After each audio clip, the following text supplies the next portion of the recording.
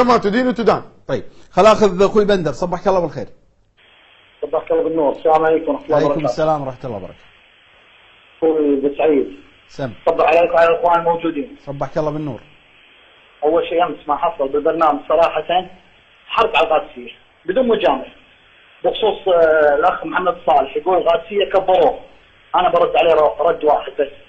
اول القادسيه وطن والقادسيه كبير، هو اللي يكبر الاشخاص ما يكبرونه، هذه الاولى.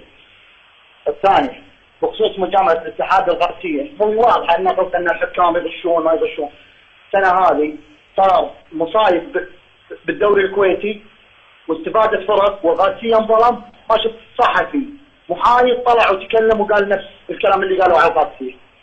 ثالثا اختيار اللاعبين القادسيه للمنتخب باتفاق مدرب العربي. الاعلاميين المحايدين قالوا افضل لاعبين محليين لاعبين القادسيه.